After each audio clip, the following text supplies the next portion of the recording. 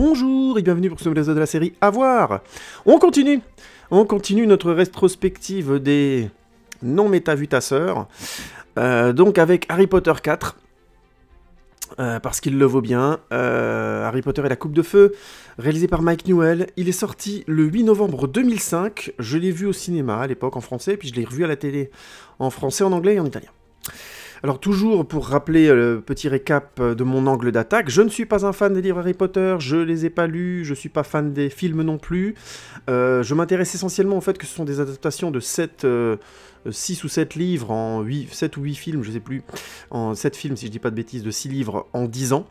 Ce qui a été un travail de fou et que je trouve impressionnant, et du coup ça m'intéresse vraiment de penser ma rétrospective globale par rapport à ça.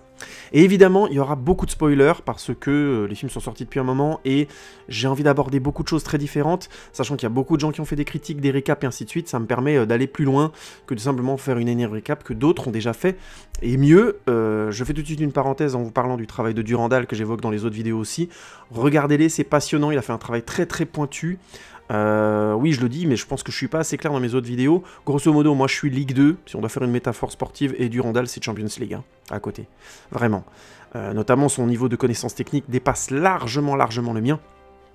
Et du coup, il est très très pointu, c'est très intéressant, son analyse. Et surtout, nous avons un regard très différent sur cette série de films. Au-delà du fait qu'il a lu les livres et qu'il est devenu fan au cours grâce au film, ce qui est très intéressant dans son point de vue, notamment sur le Harry Potter et la Coupe de Feu.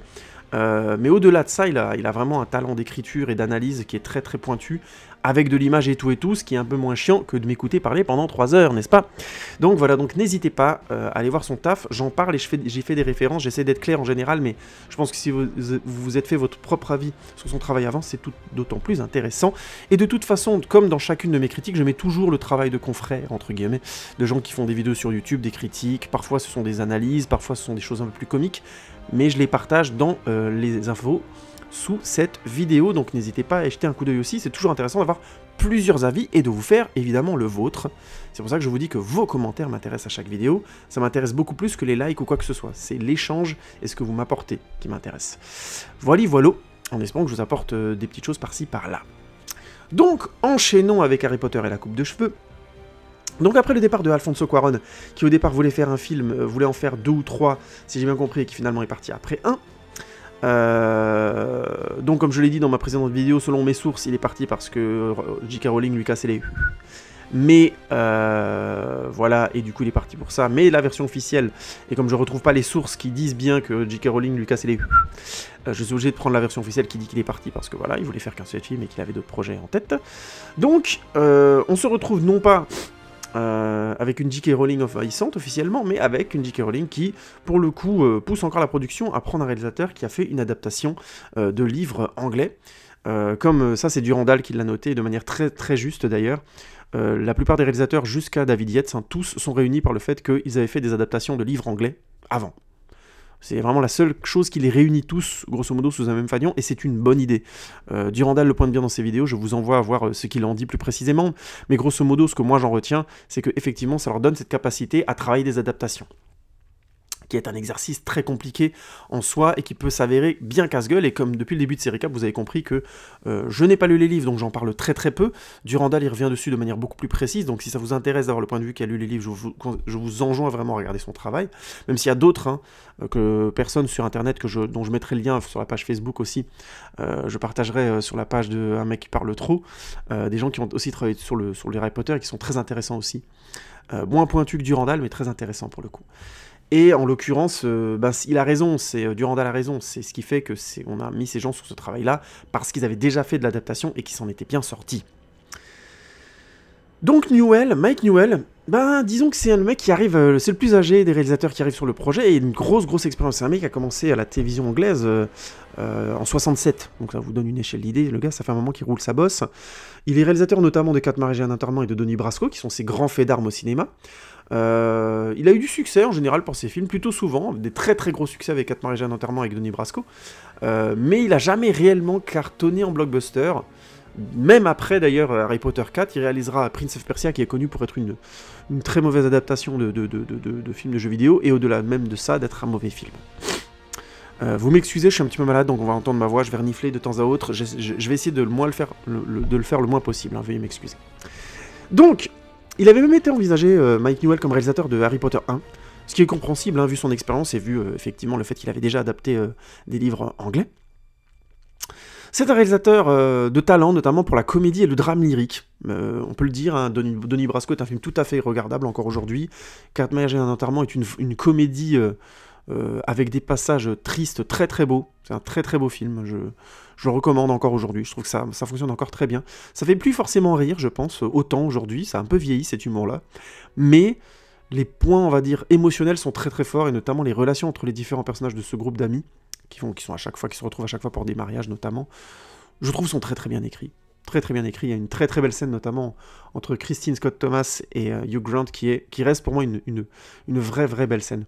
Il faudrait que je revoie le film pour faire un retour précis là-dessus. Tiens, allez, on va se le mettre de côté celui-là, puisque on aborde un film de Mike Newell dans les Harry Potter. On va se faire un autre Mike Newell prochainement. On va se faire 4 mariages et un enterrement et on en parlera. C'est noté, on va se faire ça. Donc c'est un réalisateur qui a plutôt marché. C'était un choix intéressant pour les Harry Potter. Comme je disais, il est plutôt adapté à la comédie, au drame lyrique, ce qui fait que il a un talent pour parler de l'arrivée du désir et de l'amour dans l'adolescence. Je pense que c'était un bon choix, que c'était intéressant de le prendre lui sous cette optique-là. Pourtant, Harry Potter 4, c'est un film, je vais qualifier ce film d'étrange. C'est un film étrange, quoi. Bon, on va se faire d'abord le pitch. Alors qu'il cauchemarde le retour de Voldemort, Harry est inscrit à son insu au tournoi des 3 sorciers, à la stupéfaction générale. Mais alors que Dumbledore essaie de savoir qui a bien pu insérer le nom d'Harry dans la coupe, déjà les épreuves se profilent à l'horizon. Et elles sont toutes réputées pour être potentiellement mortelles. Harry Potter 4, ça a été un énorme succès. C'est le deuxième film de la série en termes de plus gros pourcentage de spectateurs le premier week-end aux USA. Ça veut dire quoi ? Que les premières critiques et les retours étaient très bons, ce qui a boosté la boucle, le bouche à oreille et les fréquentations. Pourtant, au final, c'est l'avant-dernier film des films Potter en termes de box-office. Alors, faut m'entendre, hein, sur les 7 films, c'est l'avant-dernier. Mais il a quand même fait au total 896 millions de dollars. Hein, quand même. Donc c'est un échec, non. C'est un film qui a moins bien marché que les autres. Voilà. Ceux qui me parlent d'échec, parce que j'ai vu certains parler d'échec par rapport aux autres, non. Clairement, c'est pas un échec. 896 millions, c'est même une super réussite. Pour info, c'est Le Prisonnier d'Azkaban qui a fait le moins d'argent au box-office. Ce qui reste pour moi assez étrange pour le coup. Mais on reviendra dessus quand on fera le bilan global. Alors pourquoi je vous donnais les chiffres ? Parce que je trouve que ce film est vraiment pas bon. Là, vraiment, je me pose en porte-à-faux. Durandal aime beaucoup ce film, c'est peut-être un de ses préférés de la série, c'est celui qui lui a donné envie de voir les autres films, ce qui reste pour moi une vraie surprise. Alors pour la petite info, moi j'ai commencé la série au cinéma avec Le Prisonnier d'Azkaban et j'avais pas spécialement adhéré à l'époque. Je pense que si j'étais allé avec beaucoup de préjugés, je manquais de recul et du coup j'étais un petit peu en mode ouais, je m'attendais pas à ça. J'étais un peu resté hors de l'histoire et j'avais trouvé, voilà, j'avais pas détesté le film, mais honnêtement, j'étais resté très loin. Mais honnêtement, mon ex m'avait emmené le voir à l'époque et j'avais été, je trouve, pédant. Honnêtement, je pense franchement que j'avais fait preuve d'un orgueil déplacé par rapport à ce film, que je l'avais sous-estimé. J'étais étudiant à la fac à l'époque, disons que j'avais pris un peu la grosse tête, je pense. Heureusement, je me suis calmé tout de suite et j'ai vu les suites, heureusement, au cinéma. J'ai pas été idiot au point de rejeter, j'ai appris, tout simplement, j'ai compris que j'avais rien à dire, que je devais fermer ma bouche face à des films aussi bien faits. Mais en l'occurrence, vous voyez, à l'époque, ça m'avait pas spécialement donné envie, moi non plus, d'aller voir la suite au cinéma. Donc, je comprends quelque part ce qui a pu se passer chez une part du public qui a peut-être moins aimé une version plus sombre de l'univers d'Harry Potter, un ton qui était clairement différent et qui avait vraiment évolué vers autre chose, vers des choses vraiment différentes. Et encore aujourd'hui, comme je le disais dans ma critique de Harry Potter, le prisonnier d'Azkaban, Harry Potter 3 et le prisonnier d'Azkaban est un film très singulier dans toute la filmographie des films Harry Potter. Ce qui est le cas aussi d'Harry Potter 4 en l'occurrence. Mais bon voilà, tout ça pour dire qu'Harry Potter 4 est un film très aimé. Et là je sais que je vais faire grincer des dents, parce que visiblement c'est un film très aimé. Mais moi perso, je trouve pas que c'est un film vraiment... Pour moi il est vraiment pas bon. Alors pour info, pardon, Newell devait, selon la production, faire 2 films au départ, parce que le livre était très costaud, et que Harry Potter 4 était le dernier livre qui était sorti avant que la production se mette en branle, au moment où la production a signé, entre guillemets, pour que les Harry Potter soient adaptés. Voyant la taille du 4e livre, et sachant que à partir du moment où ils auraient fait les 3 premiers, d'abord ils avaient signé, il faut bien comprendre, pour faire 3 films, et selon le succès des 3 premiers, ils auraient fait la suite.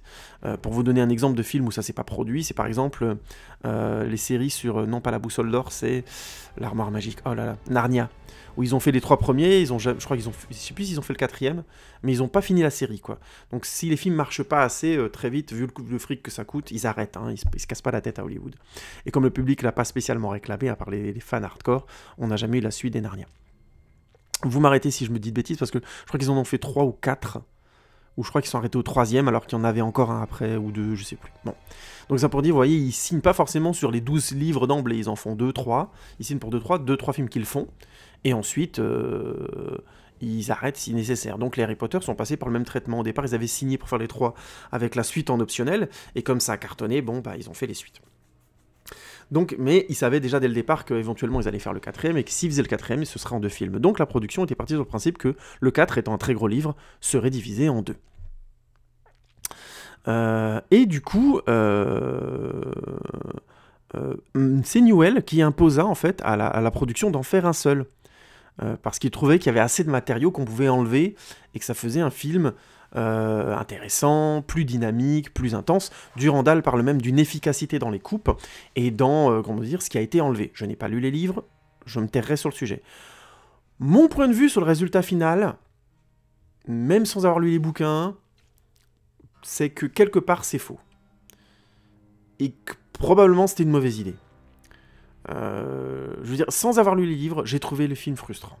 J'ai trouvé qu'on avait des hiatus constamment, et qu'à un moment donné, ça devenait énervant d'avoir autant de sauts d'un moment à un autre. Autre élément que Durandal pointe, c'est l'efficacité. Selon lui, ce sont des coupes efficaces. Notamment quand on passe, par exemple, je donne un exemple, Harry et Ron invitent les 2 sœurs indiennes, dont j'ai oublié le nom, au bal. Donc on voit Harry aller demander aux filles, et boum, ils sont ensemble au bal juste derrière. On peut trouver que c'est une coupe relativement efficace. Le problème, c'est qu'il y a tellement de coupes comme ça qui font des sauts temporels. Grosso modo, t'as un dialogue et la réponse est dans la séquence d'après. Ça arrive tellement souvent dans le film que moi, très vite, avant même que cette coupe arrive, j'en avais déjà marre. J'avais l'impression de rater des bouts d'histoire. J'avais l'impression d'être exclu constamment de l'histoire et qu'on m'envoie... Que l'histoire devait avancer, quoi. Il y avait un côté, bon, on avance, allez, hop, ça suffit, on avance. Bon, moi, là, je parle pas d'efficacité, contrairement à Durandal, je parle clairement de hiatus. Il manque des choses, on nous enlève des choses.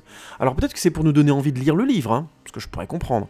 Moi, perso, ça m'a pas donné envie de lire le livre, ça m'a tout simplement donné la sensation d'avoir un film qui arrêtait pas de sauter des bouts et des bouts et des bouts. Comme je disais, c'est un film qui très vite a commencé à devenir frustrant pour moi. Je vais utiliser un terme fort, mais je trouve que Harry Potter 4 est une mauvaise adaptation. J'ai pas lu le livre, mais je peux le dire parce qu'il y a de vrais problèmes de narration dans ce film, et de narration cinématographique flagrant. Je sais, hein, je suis sûr que ceux qui adhèrent au point de vue de Durandal et qui aiment beaucoup ce film sont en train de s'arracher les cheveux, mais je vais m'expliquer. Attendez, je m'explique. Déjà, j'avais parlé de l'importance des transitions dans Harry Potter 3, et à quel point dans Harry Potter 3, le film trouvait corps grâce à un vocabulaire et une identité vraiment liée à cette variété de transition et à cette importance apportée à la transition, en lui donnant vraiment un temps à l'image. Comme je disais, avec l'importance que Quaron donne à la séquence, en disant que il n'y a pas de plan anodin, il n'y a pas de plan de liaison, il y a quelque chose d'unique à faire selon ce qu'on raconte. Et chaque moment du film devrait l'être en soi. J'ai envie de dire que Harry Potter 4, c'est tout l'inverse. C'est beaucoup trop de transitions cut, sans autre raison que faut continuer l'histoire. C'est là où je rejoins quelque part Durandal, mais mon point de vue n'est pas le même. C'est-à-dire que Durandal dit que c'est efficace, moi je dis que c'est des hiatus et des trous dans la narration. Pour être clair, même si vous mettez n'importe quelle image les unes à la suite des autres dans un montage filmique basique, vous ferez une histoire. Vous ferez une histoire. n'importe quelles images les unes derrière les autres, ça racontera automatiquement quelque chose, parce que l'esprit crée du lien, une logique entre ces images automatiquement. C'est d'ailleurs cette gymnastique naturelle de l'esprit qui permet au cinéma d'exister, hein. Ça veut dire que mettre des séquences les unes derrière les autres sans soigner les transitions est la forme de cinéma la plus simple. Et ici, dans Harry Potter 4, je trouve même que c'est la plus faible.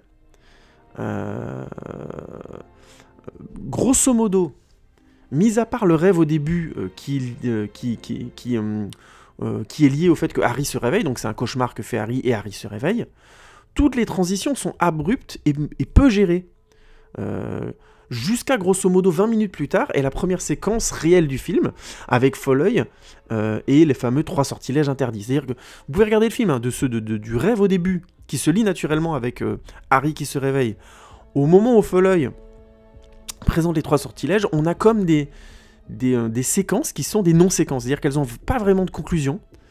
Elles se lient les unes aux autres de manière très cut et très abrupte, jusqu'à ce qu'on ait un vrai moment pour se poser dans la classe, et donc le personnage de Folleuil, qui est donc le traître de l'histoire, hein, puisque c'est le fils Croupton, va présenter les 3 sortilèges interdits. On comprend que ça va avoir de l'enjeu dans ce Harry Potter, et que c'est une manière intelligente, encore une fois, de faire arriver cette séquence, puisque effectivement, dans ce film, comme Durandal le dit, on passe un cap de noirceur.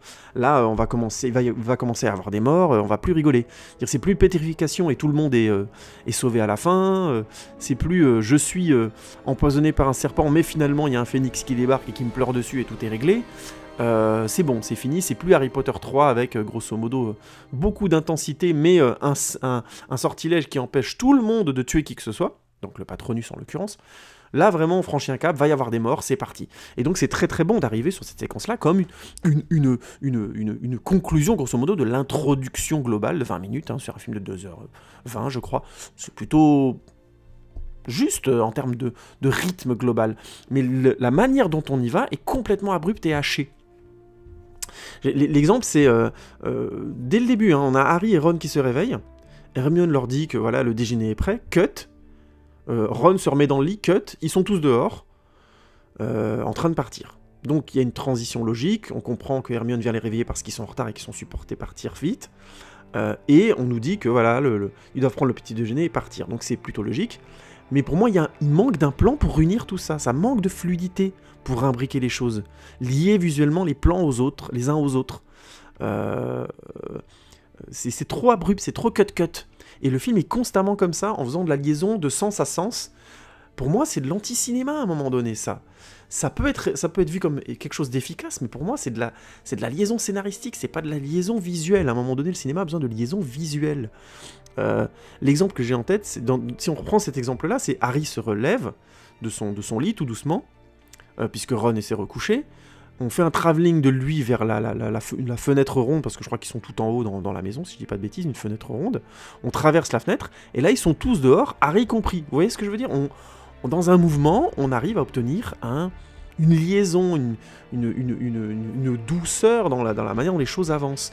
Et, mine de rien, même si je vois, c'est encore une fois Durandal qui le dit très très bien, il y a un souci dans chacun des réalisateurs qui est passé sur la série de garder des éléments des réalisateurs précédents stylistiques, et c'est vrai qu'ils essaient de le faire. Je suis désolé, mais je trouve que ça ne marche pas du tout, et je vais être radical, je pense que même chez Afonso Cuarón, on ne retrouve pas le style de Chris Columbus, ou les éléments de style de Chris Columbus. Je trouve que c'est beaucoup trop anecdotique. C'est la même chose dans Mike Newell. Si le plan du début se faisait cuaronien, très vite, on n'a plus ce genre de plan dans le film, ça devient un film de Mike Newell. Donc je comprends l'idée de faire un lien, mais honnêtement, je pense que c'est peine perdue, surtout quand on prend des réalisateurs qui ont un style et une approche radicalement différente. Faites des films, dans ce cas-là, qui sont uniques. Ça rejoint ce que je disais un peu dans ma critique de Harry Potter 3. Un film est égal à une histoire, est égal à une boucle fermée, et tant mieux s'il fait une bonne liaison vers les suivants. Mais au départ, il faut que ce soit un bon film. Si c'est un bon film, on aura envie de voir les suivants. Et tout ce travail que critique beaucoup Durandal en l'occurrence, sur le fait que les films manquent de lien les uns envers les autres, j'entends, hein, puisque ce qui est mal introduit dans certains films handicape les films suivants, et ça je l'entends, mais ça pour moi, tout le problème vient du fait que, vraiment tout le problème vient du fait que les livres n'étaient pas finis d'écrire au moment de commencer à les adapter. Je reviendrai là-dessus, hein, sur le fait que David Yates a trouvé à mon sens un excellent compromis pour ça. Il a été très très malin. Mais je reviendrai dessus au moment d'aborder les films avec David Yates. On parlera beaucoup plus à ce moment-là de la question de l'adaptation. Pour l'instant, parlons plus de continuation ou de montage. Parce que j'ai un autre exemple dans Harry Potter 4 qui pour moi pose problème. Alors l'enjeu de la séquence, de mon exemple numéro 2, c'est que les élèves arrivent à Poudlard pour la rentrée. Donc c'est une scène iconique et incontournable de la série des Harry Potter, hein, ça marche très très bien, notamment dans les... Je crois que ça s'arrête à partir du suivant, si je dis pas de bêtises. Je me contredirai si c'est pas le cas. Voilà. Mais donc cette séquence où les élèves arrivent à Poudlard doit être marquée d'une différence dans chaque film pour pouvoir introduire quelque chose. Alors dans le 1, bien sûr, il arrive pour la première fois. Dans le 2, je sais plus exactement ce qui se passe. Je crois qu'il présente, parce qu'il présente Lockhart, ou je sais plus exactement ce qui fait que la séquence est différente. Honnêtement, je me souviens pas. Dans le 3e, du coup, maintenant, ça me revient pas non plus. C'est génial. Voilà, je sais plus. Et donc, dans le 4, on a cette présentation où on a la présentation donc de la coupe de feu. Donc pour marquer cette différence par rapport aux autres films de la série et à permettre à Harry Potter 4 d'être différent, on a donc cet excellent prétexte de la présentation du tournoi des traits sorciers et la présentation des 2 autres écoles, voilà, pour vraiment marquer la différence. La difficulté, c'est que du coup on a 3 entre guillemets présentations. On a le tournoi, la fac, enfin l'école des filles là, et l'école des garçons. Hiérarchiquement, j'ai envie de dire dans l'histoire, que le tournoi est plus important que la présentation de l'école des filles et de l'école des garçons. Donc ce serait plus logique de donner plus de place dans l'introduction au tournoi qu'à l'entrée des écoles. Enfin, vous me suivez. Donc, je parle en termes de hiérarchie d'histoire. Et au final, je trouve que Newell ne choisit pas, en fait. On a la présentation du tournoi, puis on a les filles, puis on a les garçons qui rentrent, donc l'école de Beauxbatons et l'école d'Armstrong, je crois, un truc comme ça, je sais plus comment c'est dit. Et ensuite, la séquence se finit sur, grosso modo, le chef de l'école des garçons qui fait des câlins à Dumbledore parce qu'ils sont contents de se retrouver. Plan qui, pour moi, n'a aucun intérêt, en plus, dans la suite du film. Donc c'est vraiment une non-fin de séquence, en quelque sorte. Alors pourquoi ce choix d'écriture ? Faut m'entendre, on va me dire que la séquence se finit pas comme ça, elle se finit après. Mais je trouve qu'on a mis trop d'emphase sur l'entrée des enfants, donc des filles et des garçons, et de la présentation du tournoi dans cette séquence, pour finir sur quelque chose d'anecdotique, pour un plan qui est pour moi clairement anecdotique. Alors pourquoi ce choix d'écriture du coup ? Newell c'est un réalisateur expérimenté, donc j'imagine qu'il y a un choix, évidemment. Il a pas fait, quand je dis qu'il n'a pas fait de choix, il en a forcément fait un, mais pour moi, je dis à ma manière que c'est pas le bon. Le thème du film, c'est l'arrivée du désir chez les adolescents. Comme je l'avais dit dans ma critique sur Harry Potter 3, grosso modo, on rentre dans l'adolescence expiègle, mais pas encore dans l'adolescence, on va dire, du désir, l'adolescence érotique. On n'y est pas. Ça arrive clairement, et c'est intéressant dans la série des Harry Potter, puisqu'on fait à chaque fois une année scolaire, donc vous pouvez se permettre de rejeter complètement ça sur l'année suivante, ce qui est le cas, et ce qui arrive clairement dans Harry Potter et la coupe de cheveux. Donc voilà, donc le thème du film, c'est l'arrivée du désir chez les adolescents, donc l'entrée dans la grande adolescence, en quelque sorte, les premiers émois, avec les maladresses, la gêne, le stress, les rejets, l'humiliation, le premier baiser, etc., etc. Donc l'objectif du film, c'est Harry et ses amis ont grandi et entrent dans une vie d'adulte, en quelque sorte, plus compliquée, plus ambiguë, voilà, parce qu'ils ont du désir, parce que les relations changent entre les garçons et les filles, alors que Voldemort, qui pour moi dans la série le symbole de l'adulte froid et désenchanté, hein, le classique méchant de récit d'adolescent, revient à la vie. Donc grosso modo la menace de la vie d'adulte triste commence à poindre. Donc l'intro du film, la vraie intro du film pour moi, c'est le danger de mort du tournoi qui se profile. Vous voyez ce que je veux dire ? Dans la hiérarchie, on aurait eu l'arrivée des filles, l'arrivée des garçons, ou même l'inverse, l'arrivée des garçons et l'arrivée des filles, puisqu'on aurait du coup plus le point de vue de Harry et de Ron, qui pour le coup sont beaucoup plus centrales dans ce film-là qu'Hermione, je suis désolé de le dire, mais je reviendrai là-dessus après. Notamment parce que son crush du film, entre guillemets, ou le garçon qui l'invite au bal, c'est Victor Krum, et que Victor Krum n'est pas là dans le film, tout simplement. Je vais m'expliciter là-dessus après. Donc on aurait eu la présentation des garçons, des filles, puis le tournoi. Pourquoi on a ces écoles qui sont là ? Parce que le tournoi. Vous comprenez le délire. C'est-à-dire que pour moi, en plus, en faisant l'inverse, en faisant le tournoi puis le garçon puis les filles, il insiste sur la caricature qu'il propose des filles et des garçons. Parce que pour moi, il y a une mauvaise mesure, il me semble. Je prends l'exemple très simple du plan sur les fesses. On a un plan où on voit les filles de l'époque où Bobaton arriver, Chant sur Ron qui voit les filles passer, contre Chant, il regarde les fesses. En disant, voilà, là, qu'est-ce qu'elles sont jolies. Puis on a Harry qui applaudit comme un foufou, qui est tout content, tout excité. Compréhensible à leur âge. Mais en l'occurrence, ce plan, à mon avis, il arrive trop tôt. C'est pas le regard d'un jeune homme de 14 ans encore qui découvre le désir. Vous voyez ce que je veux dire? Ça arrive trop tôt, un poil trop tôt, surtout comme premier émoi des persos dans la série de films. C'est trop tôt dans le film et dans la série. C'est une image qui aurait été presque plus adaptée pour la fin du film ou pour le film suivant. Vous voyez ce que je veux dire? Il y avait un crescendo à faire qui va trop vite. Mais c'est subtil ce dont je parle, mais je trouve que le film manque de justesse en fait. Comme je disais avant, le désir visuellement incarné par les fesses des filles en fleurs et les garçons acrobates crachant de feu et champions de sport, pourquoi pas, si vous voulez, comme symbole, mais en termes d'émotion, c'est véhiculé par le cinéma, c'est faible, c'est très caricatural, on est presque devant de la comédie ado, un peu bas du front, vous voyez. C'est pas du American Pie, mais presque, dans le style. Alors American Pie, hein, vieille référence, mais grosso modo, c'est un film qui tourne autour de l'histoire d'un gars qui veut tirer son coup, hein, vraiment. Hein. Et c'était de la grosse comédie qui a eu énormément de succès dans ma génération d'ailleurs, début des années 2000.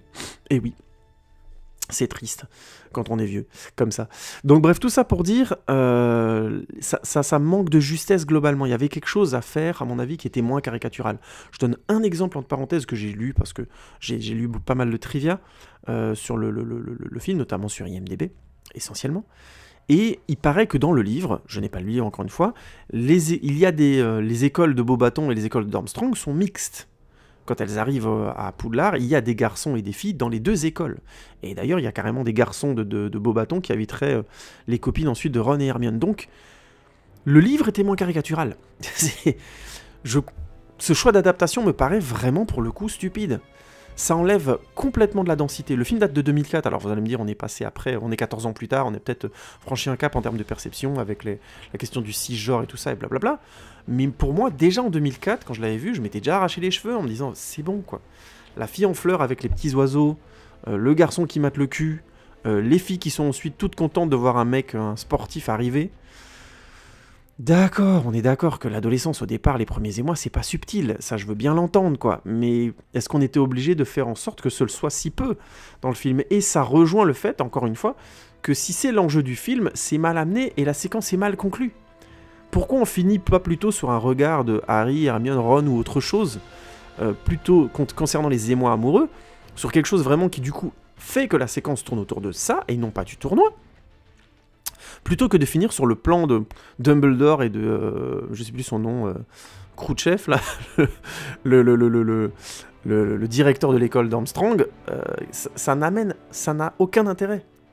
Et c'est important parce que ça conclut cette séquence. Ensuite, on passe à autre chose. C'est vraiment un problématique parce que le rythme de la séquence donne vraiment de l'emphase à cette entrée caricaturale des écoles, qui se veut quelque part spectaculaire, mais en même temps, la séquence se finit sans réel objet, alors que c'était évident hein, qu'il y avait un excellent moment pour parler du prestige, mais aussi des dangers du tournoi des trois sorciers. Je trouve vraiment que ça se posait super bien. Il y avait tout un protocole qui aurait pu être là, parler des trois sorciers, machin. Non, on a juste une présentation assez quelconque de Dumbledore, je trouve, qui dit c'est dangereux, attention, c'est du prestige, mais il dit pas ce que c'est que ce prestige. Qu'est-ce que ça veut dire? Ils ont un portrait d'eux qui va rester en l'entrée de Poudlard. Enfin, vous voyez, c'est quoi le prestige? C'est juste le prestige. Ils en parlent plus jamais, hein. On n'entend plus jamais parler dans la série d'Harry Potter, ni avant ni après, du tournoi des trois sorciers, qui l'a gagné, pourquoi, comment. Moi j'aurais aimé que par exemple on évoque le fait que j'en sais rien, Sirius Black l'ait gagné, je dis n'importe quoi, vous voyez ce que je veux dire, Rogue ou le père d'Harry Potter, je m'en fous, mais qu'il y ait quelque chose concernant ça. On parle de prestige, mais finalement c'est un tournoi qui va faire complètement pchit, même dans les films suivants. En l'état, la séquence est molle et caricaturale. À la limite, on a la présentation de Folleuil qui est pas mal, parce que il y a à un moment donné une sorte d'orage qui se déclenche quand il rentre dans la pièce, comme si que l'école réagissait au fait qu'il ment, vous voyez, qu'il est un peu un traître, et lui, il utilise un sortilège pour arrêter la pluie du plafond, là, qui est pas mal. Et je trouve que ça fonctionne pas mal, parce que c'est une vraie mise en place dans l'espace de la séquence. Grosso modo, il est en bordure de la pièce, il est mi-caché, mi-présent, et ça va être son rôle dans le film. Mais je trouve qu'il est trop peu... C'est le truc bien fait de la séquence, le reste est vraiment mal équilibré. Et malheureusement, je trouve que tout le film est comme ça. On passe à côté le film passe à côté de ses potentiels. Déjà, de potentiels spectaculaires. On a une introduction qui insiste bien sur le fait que le premier grand défi du tournoi des sorciers sera les dragons. Donc déjà, c'est cool, on va avoir des dragons dans la série d'Harry Potter. On n'en avait pas eu jusque-là.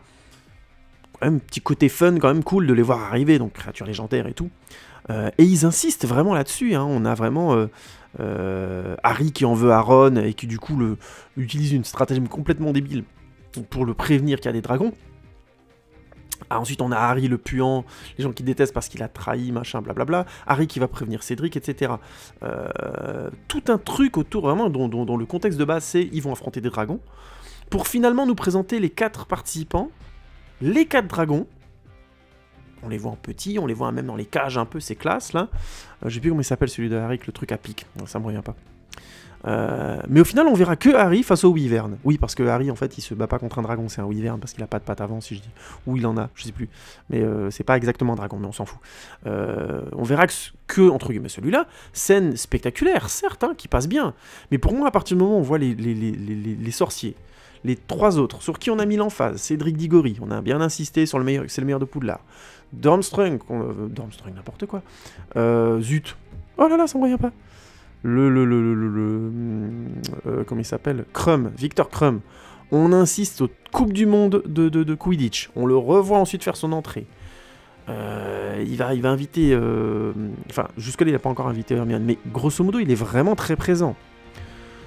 Et on a donc Fleur de la Cour qui est un peu plus secondaire. À la limite, je l'entends, puisqu'elle est présentée essentiellement dans l'arrivée de l'école Beauxbatons. Ok, imaginons. Mais on insiste bien sur leur gueule et sur qui ils sont.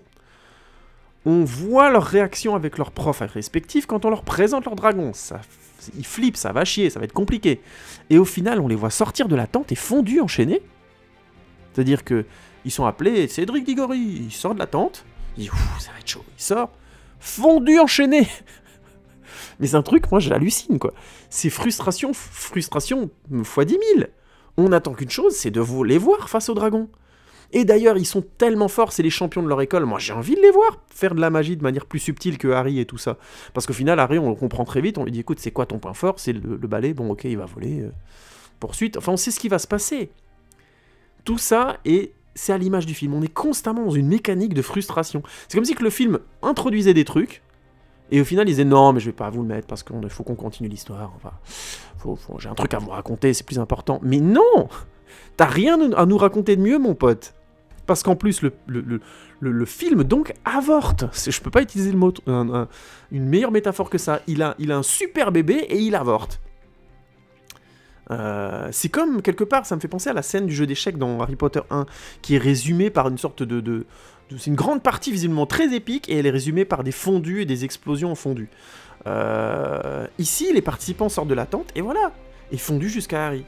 Pourquoi prendre autant de temps à présenter un tournoi et des participants si finalement on ne voit pas le tournoi?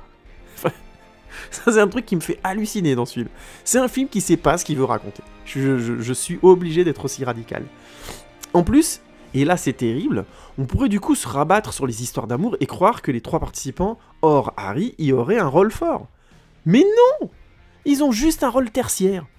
Cédric, il est un peu plus présent parce que Harry et lui sont liés dans le tournoi.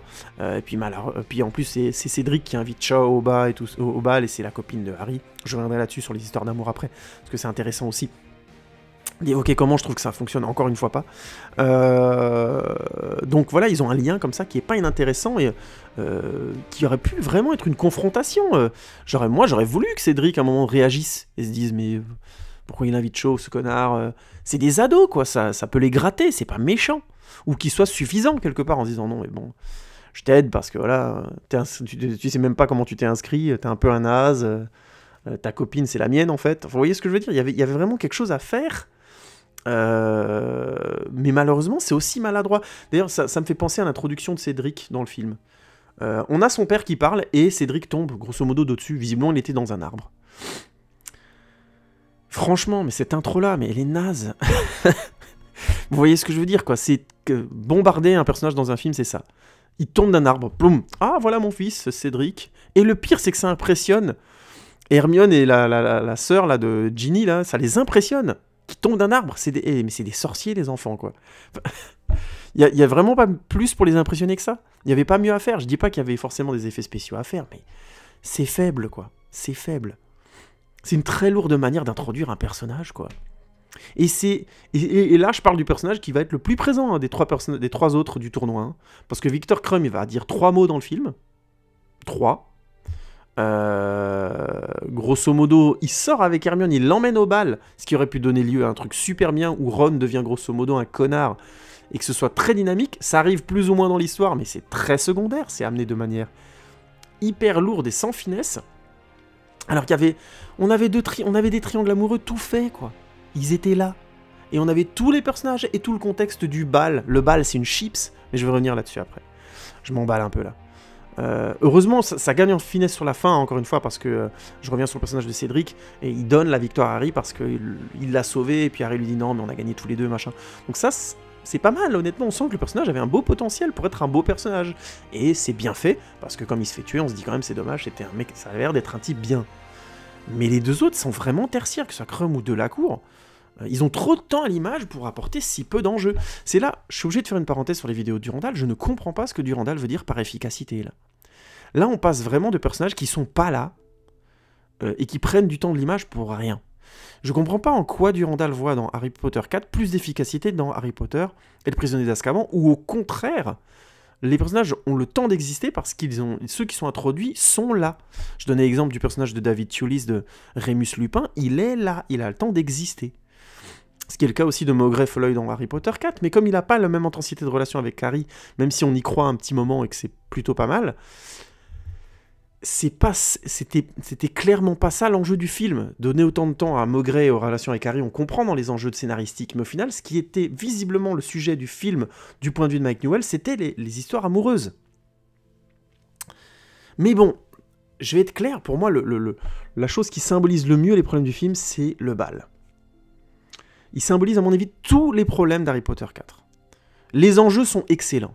On a des ados qui vont à un bal, mais aucun n'est avec la personne qu'il espérait. Ça, c'est vraiment cool.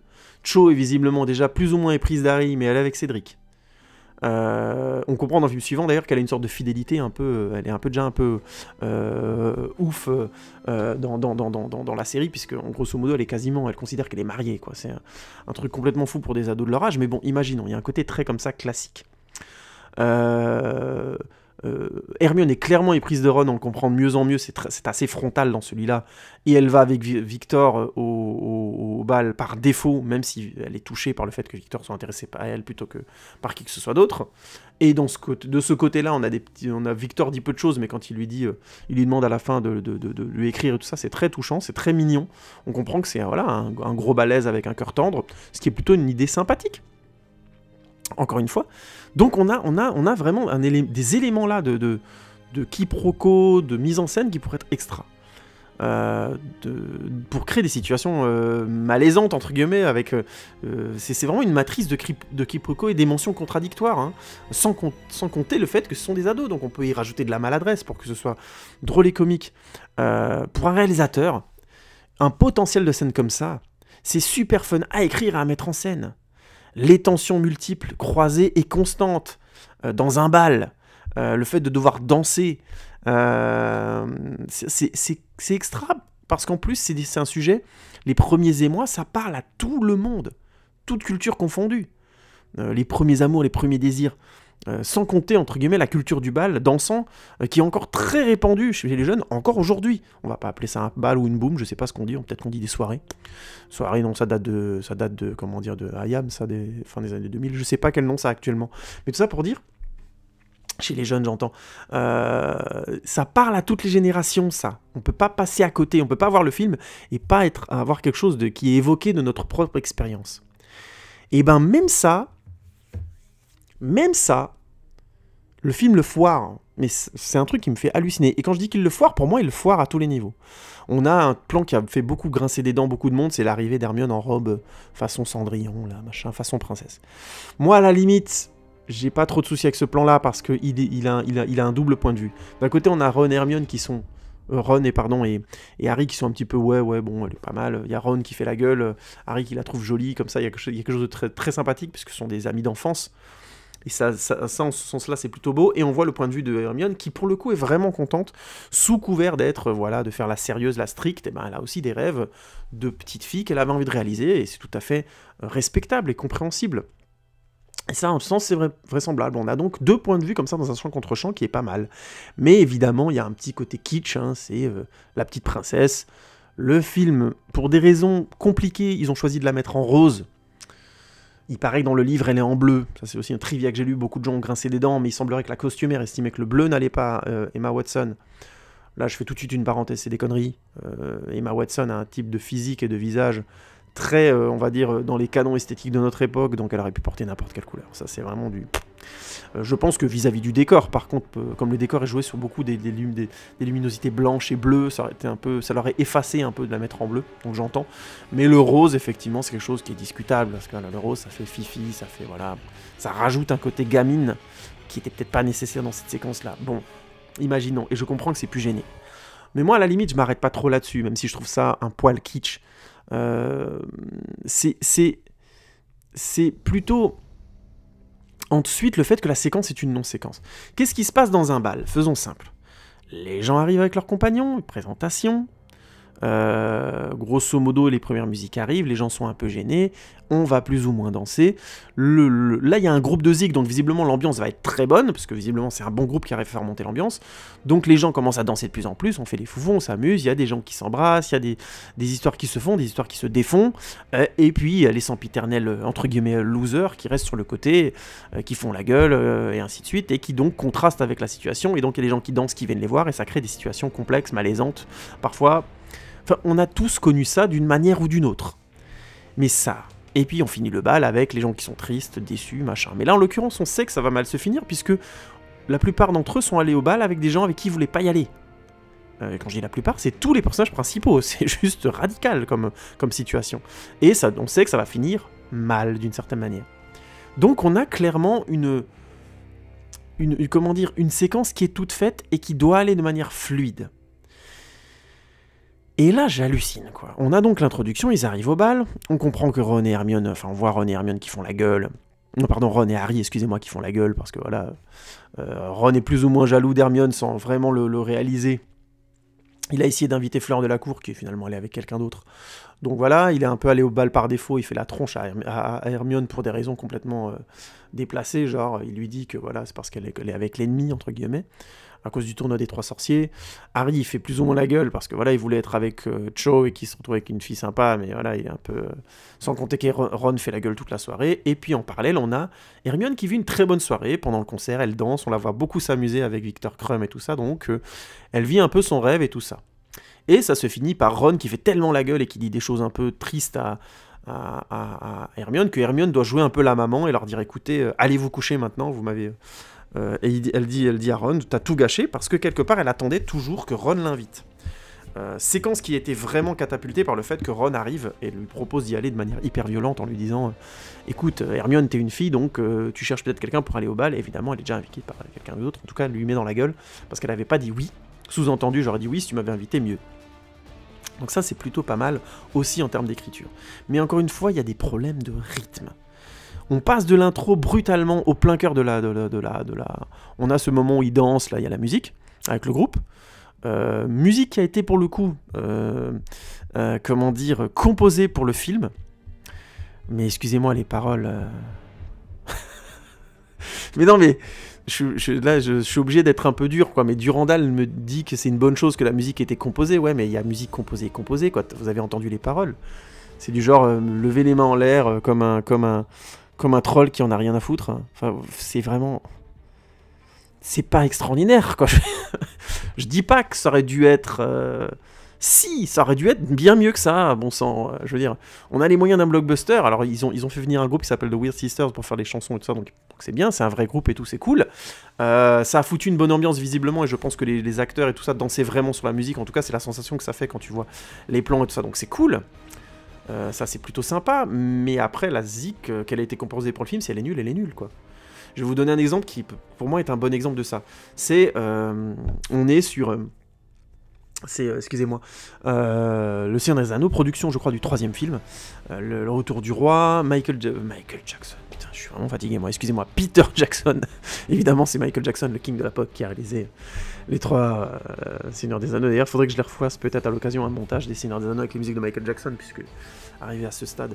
Bref, peu importe, il faut surtout pas que je fasse ça, on est bien d'accord, hein, vous me le dites dans les commentaires si vous voulez vraiment pas que je le fasse. Je le ferai pas, mais on ne sait jamais, mon esprit débile pourrait s'y mettre un jour. Bref, peu importe, fermons la parenthèse pour ces débilités. Peter Jackson, donc, rencontre le compositeur des musiques, zut, son nom ne me revient pas, c'est un compositeur extraordinaire, Howard Shore, merci. Howard Shore, qui lui propose un thème final pour la série pour toute la série, qui est supposée conclure les Seigneurs des Anneaux. Il présente la musique avec en chanteuse Annie Lennox dessus, donc super voix et tout ça. Donc voilà, hein, dans la pièce, il y a Howard Shore, Annie Lennox, et puis t'as les producteurs, tout ça. Tout le monde est très content de la chanson qu'ils ont fait. Et là, on demande son avis à Peter Jackson, et Peter Jackson, il dit juste et simplement, non, c'est pas celle-là. Elle est pas assez sympa, j'arrive pas à la retenir, c'est pas celle-là. Donc, évidemment, on met un froid. Autant dire que l'ambiance est plombée tout de suite. Prise de tête éventuelle avec Howard Shore qui était plus ou moins vexé, ça on peut le comprendre. Annie Lennox aussi, hein, je vous laisse imaginer.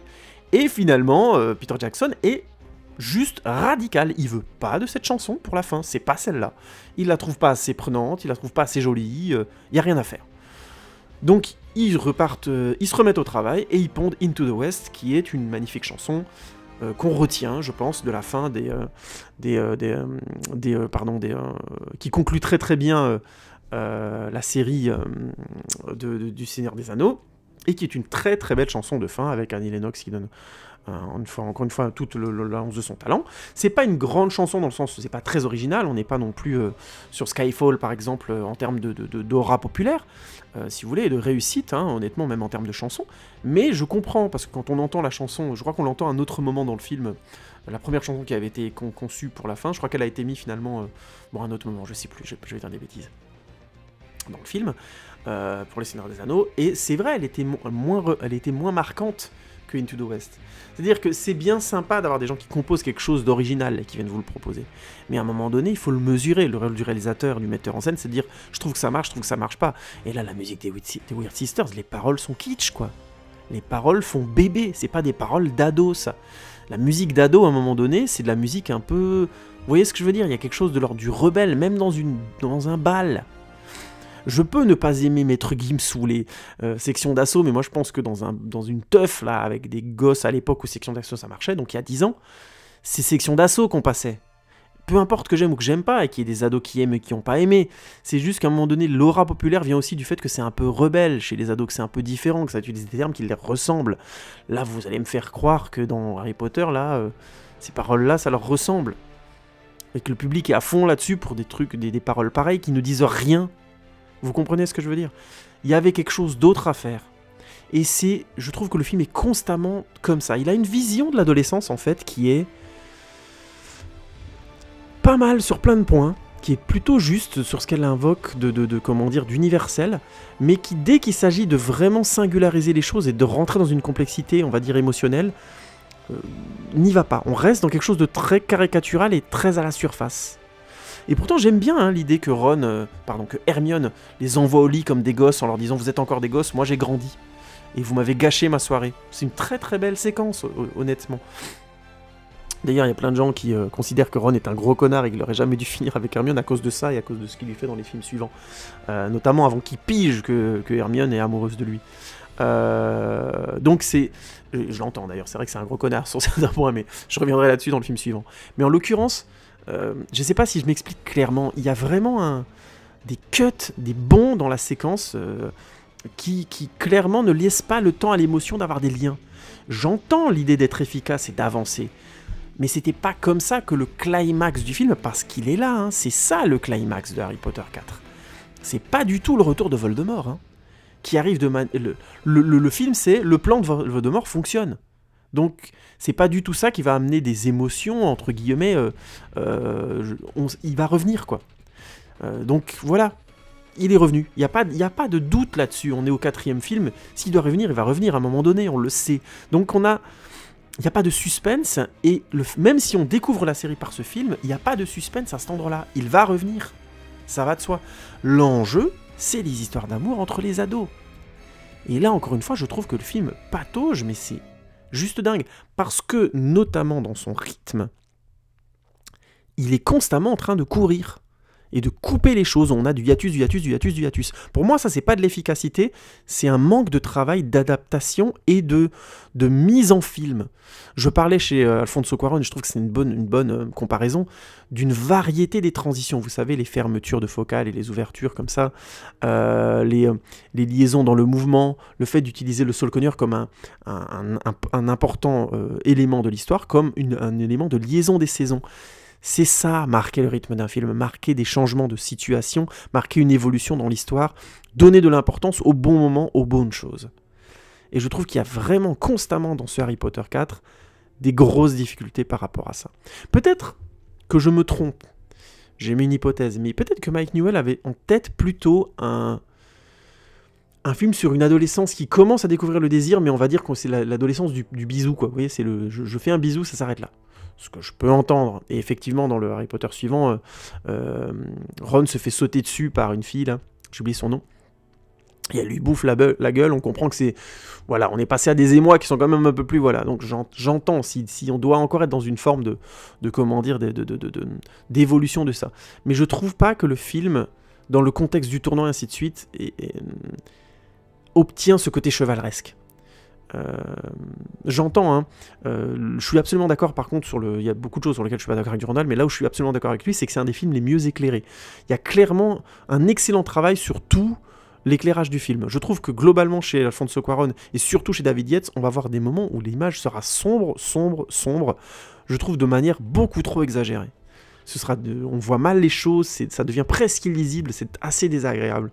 Ce qui est pas le cas du tout dans ce Harry Potter 4. Je trouve que c'est un film qui trouve un excellent mixte entre le style de très lumineux des premiers films et le côté sombre des suivants. Il y a quelque chose comme ça qui marche très bien, notamment parce que le film assume ses images, c'est tout bête, il y a des bonnes lumières, et l'excellent exemple que donne Durandal, et j'adhère complètement là par contre à ce qu'il dit, c'est la séquence de fin dans le cimetière où on retrouve Voldemort et tout ça. Tout est très lisible, on est en pleine nuit, et tout est très lisible. On verra dans les films suivants que dès qu'ils sont dans des zones sombres de nuit, ça devient très très sombre. De mon point de vue, trop sombre, mais je reviendrai là-dessus plus précisément. Et ça, par contre, c'est une vraie qualité de ce Harry Potter-là. J'aime beaucoup le travail sur la lumière. On voit les choses. C'est un film agréable et facile à regarder. Mais je veux poursuivre encore un peu sur la question des intrigues amoureuses et de comment le film est monté. Je vais prendre comme exemple comment dire, l'arrivée du bal, grosso modo, dans le film. Ce qui se produit, c'est que, juste pour vous redonner un petit peu la suite des événements les uns derrière les autres, on a d'abord, grosso modo, l'idée du bal est lancée par Ron qui reçoit dans la salle principale pendant un repas, je sais plus si c'est des devoirs, je crois que c'est pendant des devoirs. Il reçoit un vêtement que sa mère lui a envoyé qui est particulièrement kitsch, qui est un peu ridicule, et Hermione lui fait comprendre que c'est parce qu'il va y avoir le bal dansant.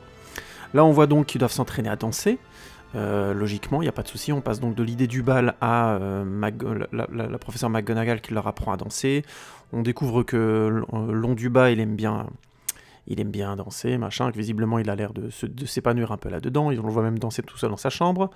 Et là ensuite on voit le cœur du problème, c'est-à-dire que il faut qu'ils invitent des filles, et Harry et Ron sont particulièrement maladroits, ils savent pas comment s'y prendre, ainsi de suite. Visiblement il y a déjà des gens qui s'invitent et c'est déjà réglé, et eux ils ont peur de se retrouver tout seuls aller au bal. Donc là, ce suit des intrigues de couloir qui pour le coup s'enchaînent bien parce que le thème principal est précis, c'est-à-dire trouver une cavalière. Il se trouve que, au-delà même de trouver une cavalière, Ron est un peu dans le déni par rapport à Hermione, mais c'est pas encore tout à fait frontal, ça va être plus de la jalousie dans cet épisode-là. Mais Harry, il est clairement amoureux de Cho, et il veut l'inviter au bal, et ainsi de suite. Il se trouve qu'à un moment donné, il a l'occasion de le faire, il la croise enfin toute seule, et elle l'invite. Il l'invite, elle est déjà prise, donc déception. Ils finissent par inviter deux jeunes filles qui n'arrêtent pas d'être grosso modo fans de Harry depuis qu'il a réussi la première épreuve du tournoi, puisque ça se situe entre 2 épreuves. Et il finit donc sur le fait que Harry arrive à inviter les deux jeunes indiennes avec qui Ron et lui vont au bal. On enchaîne avec l'arrivée donc au bal. Le bal se découpe grosso modo en une séquence où on voit Harry et Ron arriver. On annonce à Harry qu'il va devoir faire la danse d'entrée du bal, comme tous les champions, puisqu'il en fait partie, qui participe au tournoi. Tout le monde va dans la salle, sauf Harry, qui voit arriver Hermione, qui a du coup le droit à une entrée un peu princesse, voilà, qui arrive. On découvre qu'elle est avec Victor Crumb. Le bal commence donc par la fameuse danse où les champions doivent commencer, Harry, donc on est focalisé sur Harry. On enchaîne cette danse où donc il y a les profs qui viennent danser avec, Hagrid avec la professeure de l'école, Beauxbatons, donc on a comme ça des sous-intrigues comme ça mignonnes qui viennent se greffer. On passe de cette danse à une autre forme de danse beaucoup plus débridée avec... le groupe de rock qui leur fait qui fait basculer la soirée en soirée d'adolescents, avec les gens qui font un peu les foufous, qui dansent, tout ça, machin. Donc on enchaîne d'une danse, on va dire, plus protocolaire et quelque part romantique à une danse beaucoup plus échevelée, adolescente. On élargit le plan, on voit les gens danser d'un côté, et sur le côté on voit Harry, Ron et leurs 2 cavalières qui s'ennuient et qui veulent pas bouger, voilà, avec Ron qui fait la gueule parce que Hermione est avec Victor, parce qu'il est jaloux de passer une soirée de merde aussi, possible, c'est tout à fait possible. Naturellement, on voit grosso modo la partie rock se terminer plus ou moins. Hermione arrive, elle est très contente parce qu'elle s'amuse visiblement beaucoup, on l'a vu s'amuser juste avant beaucoup à danser avec Victor. Et elle vient voir Harry pour lui dire qu'elle est très contente, qu'elle passe une super soirée. Victor elle propose à Harry et Ron de venir boire des boissons avec eux. Et là, Ron refuse de manière complètement stupide, il fait le connard, tout simplement, en lui disant qu'elle trahit l'école, parce qu'elle, grosso modo, elle sort avec l'ennemi, hein, j'allais dire elle couche, mais on est à la limite de ça. Même pas, on n'est pas à la limite, puisqu'il lui dit clairement après que Victor, il veut pas seulement être son copain, quoi, il veut plus que ça.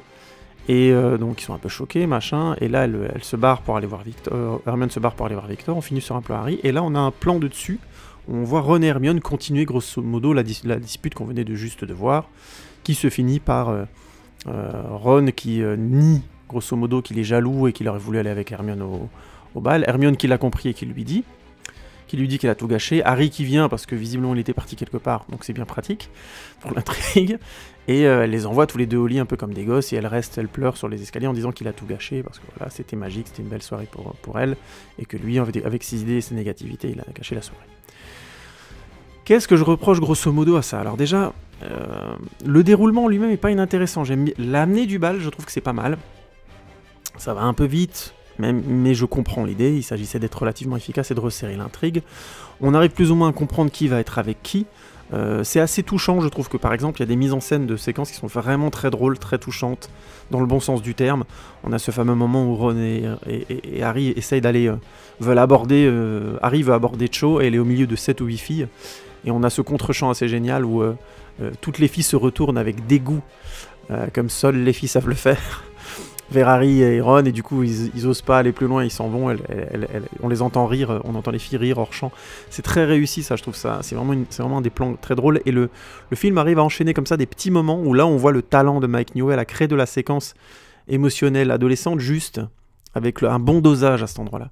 C'est vraiment des beaux petits moments. Voilà, Harry qui parle pas assez fort pour demander à Cho, qui croise Cho dans les couloirs et qui a pas le réflexe tout de suite de lui demander, qui a 20 secondes de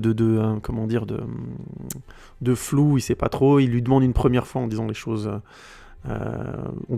avec il se fait déranger par, je crois, un corbeau qui passe derrière lui, qui fait des bruits, elle n'entend pas ce qu'il dit, il doit le redire plus fort, puis elle lui dit que en fait elle y va déjà avec quelqu'un, elle est désolée comme ça. Visiblement ils sont déjà très intéressés l'un par l'autre, mais elle est déjà engagée. Enfin là il arrive trop tard. Il y a un côté comme ça, comme je disais, comment dire, toute la maladresse de l'adolescence comme ça qui est plutôt bien exprimée. Ça reste moyen, hein, parce qu'on est... je reviendrai plutôt sur les défauts après, mais grosso modo c'est pas mal, ça enchaîne des petites séquences comme ça qui sont pas mal. avec des choses qui fonctionnent beaucoup moins bien. Par exemple, Ron visiblement a demandé à Fleur, la championne de l'école Beauxbatons de sortie, ça s'est passé au champ. Il arrive un peu comme ça, perdu. J'ai trouvé que la séquence, ça menait rien du tout. Il dit juste, voilà, je lui ai demandé, elle a dit non, puis visiblement, comme il était proche d'elle, il a hurlé, ou je sais pas quoi. Voilà, vraiment là, pour le coup, je vois pas du tout le truc. Je trouve ça invraisemblable, et en plus, pas très bien amené en termes de mise en scène. Et ça permet juste à Harry de pouvoir dire, voilà, ils sont tous les deux sans cavalière, il peut demander aux deux Indiens. Pas très intéressant comme moment, pas très bien fait, enfin voilà, quoi. Je comprends pas l'enjeu. Pour la petite parenthèse, c'est le premier film où je trouve que, par moment, les acteurs sont un peu laissés en roue libre au mauvais endroit. Il y a un moment du film que je trouve qui fonctionne pas du tout, où Ron fait la tronche à Harry parce que Harry s'est inscrit à la Coupe du Feu. Il a beau dire à Ron qu'il s'est pas inscrit volontairement, Ron en est convaincu. Et il y a vraiment un moment précis où il dit, écoute, Ron, il veut lui expliquer quelque chose, et là on voit vraiment que l'acteur sait pas lui-même comment appréhender cette ligne de dialogue, qu'elle est pas assez vraisemblable. Et malheureusement, le plan dure sur Harry, et on voit vraiment c'est des limites de jeu, mais c'est terrible, parce que je trouve que c'est la direction et le montage qui, pour le coup, ne l'aident pas, là, en l'occurrence. Mais je trouve qu'il y a quelques endroits comme ça dans le film où on voit vraiment des défauts de jeu chez Daniel Radcliffe et chez l'acteur qui joue Ron. Non, j'ai oublié le nom, désolé. Désolé, ça me revient pas, mais c'est pas grave. Rupert Grint, pardon. On voit vraiment des limites de jeu. Je parlais notamment, il y a quelques secondes, du moment où Ron vient et qui dit qu'il a demandé à sortir à Fleur de la Cour. Il est un peu comme ça, bêté. Il est capable de le faire, il l'a déjà fait dans le film précédent, il le refera dans les films suivants. Il a ce truc, cette capacité à être, comment dire, hébété de manière un peu idiot, comme ça, de faire ce côté un peu stupide du personnage de Ron. Mais je trouve que là, pour le coup, ça marche pas, et en plus, le sens de la séquence est pas très pertinent, pas très prégnant. Enfin, il y a quelque chose comme ça qui est trop limité, il me semble. Et qui décolle pas, en fait. Tout simplement, c'est un bout qui ne décolle pas. Et donc, il y a déjà des petites saloperies comme ça qui viennent un peu émailler une montée comme ça en intensité de l'arrivée du bal, qui est un peu dommage. Mais le bal, à la limite, je trouve ça pas mal. Tout le début, Ron qui arrive avec son costume, sa cavalière qui arrête pas de qui fait une tronche de 20 mètres parce que, voilà, non seulement elle va au bal avec un mec qui l'intéressait pas pour accompagner sa sœur, mais en plus, le mec avec qui elle vient, il fait la gueule et il est habillé comme un porte-manteau, quoi, donc...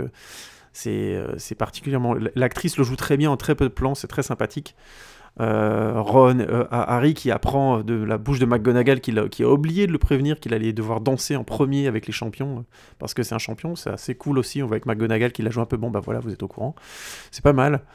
Ça, les acteurs jouent tous très bien, et l'arrivée d'Hermione, même si elle est kitsch et que le côté robe rose aurait pu être évité, franchement, sans compter la petite musique où il met des petites clochettes et des choses comme ça dessus. Bon, il y a un côté féerique pour gosses qui, je trouve, est exagéré au point d'être quasiment malveillant. Je trouve que il y a un petit côté, on sait pas ce que c'est que de faire un truc pour les gosses, mais on va essayer, et du coup c'est hyper maladroit. C'est limite moqueur, donc c'est dommage parce que je trouve qu'au contraire Emma Watson le joue complètement au premier degré et elle est très bien. Ce qu'elle transmet est très juste, elle est heureuse, gênée en même temps, et Daniel Radcliffe joue très bien, et on a en face comme ça une réaction qui est très belle. Ils ont vraiment une amitié qui commence à gagner en densité dans ce film-là grâce à ces petits moments-là, même s'il y a d'autres moments où je trouve la narration force énormément, mais j'y viendrai après. Et donc on a donc ce passage, le bal commence, la danse, il n'y a pas de souci, je trouve que tout est très fluide, on a la première danse, on voit Cédric avec Cho, il manque dans ces moments-là clairement des plans où on voit Harry qui s'intéresse plus à Cho danser mal. Il danse mal, c'est pas grave, mais il aurait dû à un moment donné avoir une sorte de regard vers Cédric et Cho, parce que c'est l'enjeu de ces séquences-là, pour moi. À partir du moment où Cho lui dit non et qu'il arrive au bal avec Cédric, Harry n'a aucune réaction. Ce qui pour moi est un vrai défaut d'adaptation, c'est du cinoche. Il y a un moment donné, ce truc, ça doit être là, cette tension-là. Et elle est absente de la séquence. Ça, c'est pour moi le premier gros défaut, c'est que à partir du moment où Cho dit non et que Cho arrive au bal avec Cédric, ça pose aucun problème à Harry. Il passe juste une mauvaise soirée. Non, il est dans la même situation que Ron, et il devrait avoir une réaction différente de Ron, pas une non-réaction, entre guillemets. Et là, en l'occurrence, il a une non-réaction. Parce qu'on ne le voit jamais interagir visuellement avec ce que Cho fait, ce qui est pour le coup absurde. Pareil, quand le groupe de rock arrive, ils sont où Cédric et Cho ? Je sais pas s'ils sont en groupe, moi je les ai pas vus, mais Harry n'a pas de réaction par rapport à ça. Ça, c'est problématique. Donc ça, c'est le genre de truc qui pour moi est vraiment... Quand je dis que le film avorte, c'est ça. Mais c'était tellement... c'était une chips, il y avait moyen de s'éclater à fond avec ça, et on n'y a pas droit. Donc il y a ça. Ils dansent tranquillement, et on arrive donc à la partie rock et tout ça, donc comme je disais avec cette chanson auquel je peux pas croire qu'on s'éclate sur une chanson comme ça. C'est du rock'n'roll sympathique, mais les paroles sont nazes. Vous comprenez ce que je veux dire? La musique, c'est un tout, quoi. Je dis pas que tout le monde écoute les paroles quand on danse et quand on est dans une teuf, mais là, pour le coup, c'est vraiment pas terrible. Même en termes de zik, ça manque de pêche. C'est du rock'n'roll. Et là, vous allez me traiter de salaud, mais Mike Newell, voilà, on voit qu'il a commencé à faire des films en 67. Ça manque de pêche, quoi. Ça manque de pêche. Je sais pas, en 2004, je dis pas, je crois que Korn c'était encore pas mal là, en 2004, non? Enfin, vous voyez ce que je veux dire? Il y avait quand même moyen de trouver quelque chose de beaucoup plus péchu que Weird Sisters, sans vouloir être méchant, quoi. Bon, imaginons. Moi, je trouve que ça décolle encore pas à cause de ça. Hein. Il y a pas cette zik. Tiens, j'ai un bon exemple en tête d'un moment qui est parfaitement géré.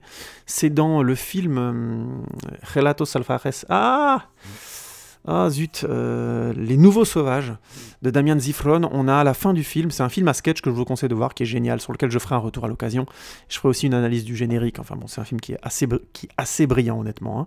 Et c'est un film à sketch, et le dernier sketch, c'est un mariage. Et un des trucs que j'ai beaucoup aimé quand j'ai vu ce film, c'est que le début, on a toute la partie du mariage où ils arrivent à la fête dansante, où tout le monde se voit, et on a une montée en intensité comme ça de la musique. Et c'est un des rares films où quand la musique arrive à donf, le mec mixe, le DJ du mariage est excellent, et il mixe du Rihanna. Et au moment où le beat explose et que tout le monde est super content et danse, et que on est complètement en phase avec la mariée qui vit son rêve et qui s'éclate à fond pendant son mariage, ça marche à mort, on est emporté. Vous voyez ce que je veux dire? Vous voyez le contraste que j'essaie d'apporter? C'est le premier bal. Tu es invité par un mec plutôt beau, genre j'essaie de prendre le point de vue d'Hermione, et ça se passe bien. Putain, la musique, elle doit décoller, quoi. Elle doit t'emmener quelque part, quoi. J'aurais presque aimé qu'ils foutent de la techno. Vous voyez ce que je veux dire? Je dis n'importe quoi, mais vous voyez le truc qui est une sorte de montée du beat, quoi. Boum. Et pourtant, moi, je suis beaucoup plus métal, hein. Faut être clair, hein, c'est pas mon style de zik, mais là, pour créer un mouvement des corps qui vont danser ensemble, il fallait que ça décolle, quoi. Je me souviens d'un excellent exemple, de contre-exemple où ça marche pas du tout, c'est Matrix 2, où on a cette fameuse scène où t'as plein de gens qui vont danser de manière sensuelle dans une grande cave à Sion, là. Je sais plus si c'est dans le 2 ou le 3, je crois. Non, c'est peut-être dans le 3, ça. Dans le 3. Et en fait, la zik est tout sauf c'est une musique qui ne t'emporte pas. C'est juste pas vrai. Alors qu'à l'inverse, dans Matrix 1, les zik qu'ils avaient choisis étaient souvent particulièrement efficaces par rapport à ce qu'elles cherchaient à transmettre. Je pensais juste à la musique... je crois que ça s'appelle... Ah non, je me souviens plus du titre. Vous voyez, c'est la fameuse musique dans Matrix où quand Morpheus marche et que Neo le suit et qu'il lui explique la matrice est un système, Neo machin, je sais plus. C'est une musique très très connue qui est super bien, une très très très belle zik. Et c'est ça, vous voyez ce que je veux dire, le choix de la bonne zik, c'est aussi aigu que ça emporte une séquence. Et là, en l'occurrence, dans la scène du bal, on aurait dû avoir droit à ça. C'est un moment très heureux pour Hermione, c'est un moment très fort pour Harry et pour Ron, et malheureusement, le film se focalise à partir de ce moment de la danse sur Ron et Hermione, ce que je peux comprendre et respecter, mais Harry aussi avait des enjeux, ils étaient là, ces enjeux, ils avaient une place, donc tout ça est assez étrange, c'est comme si c'était rejeté au film suivant. Vous voyez ce que je veux dire aussi quand je reviens souvent sur cette idée que le film doit être plein. Il y a des enjeux qui sont lancés dans ce film, ils doivent être résolus dans ce film, ils doivent être développés, il doit y avoir une conclusion dans ce film. On peut les reprendre et les développer plus loin dans le film suivant, mais dans le film lui-même, ils doivent aller quelque part. Ça, franchement, c'est pour ça que je suis obligé de développer sur la scène du bal. Je trouve que ça syncrétise à mort ce que le film rate. Le film réussit des petites choses, mais il rate les meilleures. Je poursuis. On a donc Hermione qui vient voir Harry et qui leur propose donc le verre et tout ça, comme je vous disais avant. Et on a donc Ron qui envoie chier Hermione de manière vraiment stupide, hein, c'est vraiment un connard dans les grandes largeurs, en lui disant qu'elle couche avec l'ennemi, qu'ils n'ont pas envie de passer la soirée avec elle et tout, et donc elle est vachement choquée, elle va avec Victor. Et là on a une coupe, quand je parlais de hiatus, on a une coupe, alors qu'on s'attend à suivre une dispute, à suivre quelque chose entre Ron et Hermione et que ça monte en tension maintenant, pas plus tard, pourquoi faire? On a une coupe, et on a une sorte de plan, un panoramique en contre-plongée, où grosso modo on voit Ron et Hermione se rapprocher de la grande porte pour sortir du bal, et dire grosso modo que... et continuer à se prendre la tête sur ce qu'on avait entendu avant. Donc elle lui dit, voilà, Victor est un mec vachement bien, lui il dit oui, mais lui il veut autre chose, et elle lui dit écoute, la prochaine fois, si tu veux éviter un truc comme ça, t'auras qu'à m'inviter avant, et pas parce que je suis la dernière fille, mais parce que tu vas aller avec moi. Et il lui dit non, je comprends pas de quoi tu parles, machin, franchement, elle lui dit écoute, tu m'as gâché la soirée, machin, et là t'as Harry qui vient, elle lui dit t'étais où Harry? Il fait bah je sais pas, il fait ah, je m'en fous, allez va dormir, allez vous couchez tous les deux. Et elle dit à Ron tu m'as gâché ma soirée, machin. Et c'est le plan de fin est très joli, on la voit elle assise prostrée sur l'escalier, et derrière il y a 3 filles qui sont aussi en train de réconforter une des autres, si j'ai bien compris ce qui se passe. Et c'est un beau plan, et c'est une belle fin de séquence. Le problème, c'est la liaison entre le moment où Ron et Hermione commencent à se prendre la tête, et ce hiatus qui mène vers, comme je vous disais, ce panoramique là, en contre-plongée. Je comprends pas pourquoi la discussion est coupée en deux. À quoi bon? Pourquoi elle a besoin de dire Victor est allé nous chercher des boissons, il se casse, il veut pas rester avec elle pour la soirée. Et ils se prennent la tête, et ils sortent tous les trois, et la séquence se finit comme ils avaient prévu. Qu'est-ce qui a demandé à avoir ce hiatus-là? Eh ben, je vais répondre sans avoir lu le livre, parce que c'est dans le livre.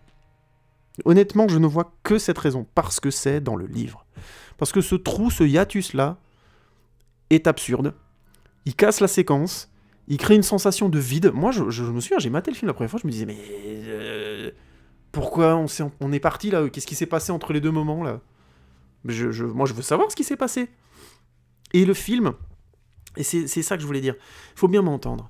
C'est toujours une question de modération. On peut avoir des hiatus, on peut avoir malheureusement, on a des difficultés à ce que faire la narration à faire en sorte que tous les éléments de la narration soient là. On sait qu'il va y avoir des films après, et l'auteur nous tient vraiment à être précis sur certains points parce qu'on en a besoin pour le film suivant. Ok, on écrit, on essaie de les intégrer dans la mise en scène, dans l'écriture, dans le scénario, tout ça, dans des effets visuels et tout, de faire en sorte que ce soit un film et pas simplement un épisode avec des infos. Mais bon, voilà, il arrive parfois que certaines infos, bon bah merde, on va devoir le faire passer dans une séquence de liaison, ça arrive. J'ai été dithyrambique sur Harry Potter et le prisonnier d'Azkaban, bah il y a un plan dont je me souviens, on les voit marcher tous les trois, ils traversent grosso modo un ou deux endroits de Poudlard en discutant, je sais plus quel truc de l'intrigue. Et voilà, c'est clairement un plan de liaison. Y a pas... Le fait qu'ils marchent et qu'ils arrivent encore à gérer leurs enjeux entre tous les trois, c'est bien, mais c'est un plan de liaison. J'entends que c'est pas une séquence incroyable et unique, comme je le disais. Il est loin de moi l'idée de dire qu'Alfonso Cuarón y arrive toujours et que c'est toujours parfait. Et ça n'a pas été le cas sur Harry Potter. Mais heureusement, ce n'est pas sur un élément important de la narration ou du cœur de la narration. La scène du bal dans Harry Potter 4, elle est au cœur de ce qu'est le film. C'est pour ça que ce hiatus-là, on le remarque. On le sent à l'image. On le sent en regardant le film. Ça nous exclut de la situation. On est près d'eux, ils discutent, et d'un seul coup, on a un panoramique, on est au-dessus, loin d'eux, et on les rejoint, comme ça. On joue sur quelque chose de vertigineux, alors qu'en fait, ça n'a rien de vertigineux. Déjà, le plan ne fonctionne pas, en termes de sensation. Et de deux, on est juste exclu et on revient. D'un plan à l'autre. Vous voyez ce que je veux dire ? Et c'est le genre de saloperie qui ruine une séquence qui, jusque-là, avait plein de choses pour être très bien. Donc qu'est-ce que je critique exactement pour résumer, puisque j'en ai parlé beaucoup? Cette scène du bal avait des enjeux, il y avait 2 triangles amoureux, on en a 1,5. Qu'est-ce que je raconte? 1,5, pardon. Il y avait différentes sous-intrigues qui pouvaient nourrir le tournoi, on n'en a aucune. Et en plus, ça pouvait faire beaucoup évoluer les personnages dans leurs relations, à leur amour et tout ça, et c'était le moment où ça pouvait se syncrétiser et catapulter le film dans les émotions de fin. Je donne un exemple tout bête. Harry n'arrive pas à cacher à Cédric qu'il est jaloux, Cédric le remarque, et il est un peu gêné, machin, et ça revient au moment du labyrinthe. Cédric essaie d'aller dire à Harry que bon, il savait pas qu'il était intéressé par Cho, machin, et Harry il est un peu en mode non mais écoute, c'est pas grave. Et dans le labyrinthe, c'est cet sentiment de rivalité qui commence à... C'est quand ils se battent l'un l'autre, Cédric pourrait lui dire de toute façon, Cho elle est avec moi. Juste, vous voyez ce que je veux dire? Ça pourrait monter, c'est des ados avec de l'hormone, bordel. Il y avait quelque chose à faire, c'était du pain béni, ce genre de choses. Je comprends même pas que ce soit pas venu dans la narration, dans l'écriture du film, tellement c'était lié. Ça c'est une première chose, mais je viendrai à ma conclusion après. Deuxième chose, Ron, Hermione et Victor, c'est hyper intéressant aussi. Ron était fan, il devient un petit peu il se rend compte que son idole est un rival, ils se sont un peu écrasés, du coup il en ressort comme ça sur Hermione, mais ça aurait fonctionné s'il n'y avait pas ce hiatus. Au moment où ça pète, ça pète. Il n'y a pas de... ça pète un petit peu, elle va boire un café et elle revient. Ça pète, ça pète. C'est pour ça que la séquence fonctionne, parce qu'il y a un crescendo, une montée de l'intensité, et pas des plans qui vont couper une discussion en deux, qui visiblement n'avaient pas besoin d'être coupés en deux. Tout ça pour dire... C'est pour ça que je trouve que Harry Potter et la Coupe de Feu est passé à côté de son truc et a avorté son film. Il y avait grave moyen de faire en sorte que la Coupe de Feu et les intrigues liées à l'amour des différents personnages s'imbriquent complètement. Mais vraiment complètement. Et tout ça sans jamais troubler toute la sous-intrigue avec Marty Croupton, son fils, qui est Lester Mowbray, qu'il découvre, son assassinat, tout ça, le procès, tout ça, il n'y a pas de souci, ça aurait fait de la liaison de l'aération par rapport aux histoires d'amour. Il n'y avait aucun problème. Et on n'y a pas droit. Le film avorte. J'espère être clair quand je parle de ça. Il y avait un super bébé qui allait arriver et on nous propose un film avorté. Où on se dit non, mais en fait on va y aller, mais pas trop. À chaque fois que le film pour y aller, il y va, mais pas trop. Et en plus, ça s'ajoute aux erreurs dont je parlais. Pour moi, c'est des vraies erreurs de mise en scène, de couper des choses au moment où ça doit être fluide, évident, et que ça doit aller comme ça, comme un crescendo. Et pour moi, c'est à l'image de ce film. Les grands moments du film, par exemple, qui sont spectaculaires et qui auraient pu bien fonctionner, contre le Magyar à pic, voilà, c'est ça le nom du dragon contre qui Harry se bat. Il va chercher l'œuf, il essaie de le fuir plutôt. C'est des séquences qui auraient pu être géniales si elles avaient été amenées en crescendo. C'est-à-dire, imaginons pour Cédric, il arrive à feinter le dragon, il fait ça avec style, machin, blabla, aucun risque. Tu vois, tout le monde, wow, Cédric. Ça rajoute au côté, comment ça, génial du mec. Harry, il a l'air encore plus nul à côté. Vous voyez ce que je veux dire? Ensuite, on a Victor et on a Fleur qui vient et qui charme le dragon. Donc, super classe. C'est ce qui se passe a priori dans le livre, si j'ai bien compris. J'avais lu aussi que Victor, lui, il se fait déduire des points parce qu'en fait, il y a une partie de son œuf qui est détruite. Il n'arrive pas tout à fait à s'en sortir avec le dragon. Mais du coup, on aurait vu aussi sa force physique, par exemple. Genre, il se prend un coup du dragon, il l'arrête, machin, ou là, avec un sortilège très agressif, vous voyez.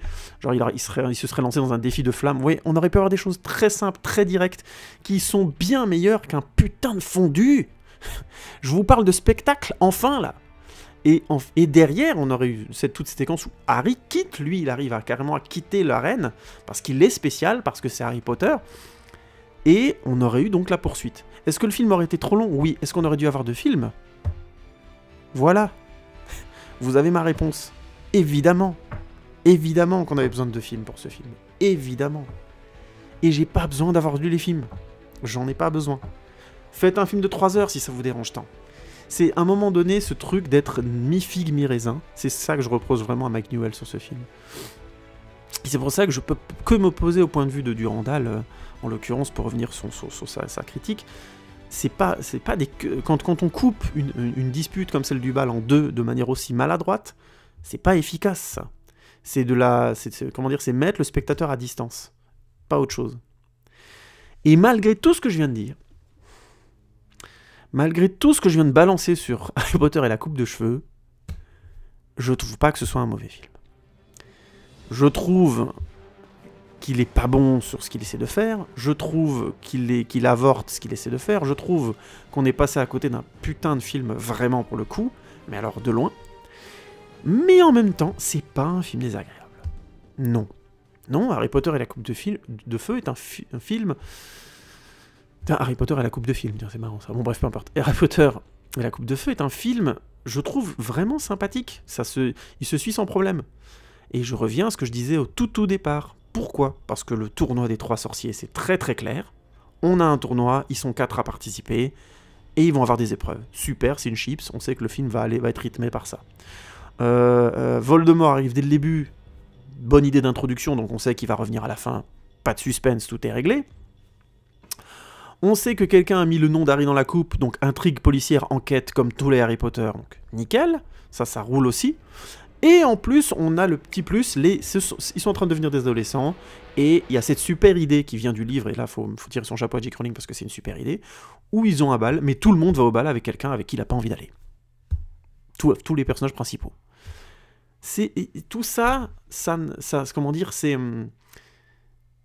tellement, comment dire, cette notion, pardon, de bal et de premier amour est tellement universelle que ça fait du film tout de suite un film sympathique à regarder. Il y a des thèmes comme ça où on sait, à moins de faire n'importe quoi, le public va suivre. Parce que voilà, on a tous vécu les premiers amours, l'envie d'inviter la personne qui nous intéresse, le côté très très amoureux caricatural, vous savez, la conception de l'amour complètement, comment dire,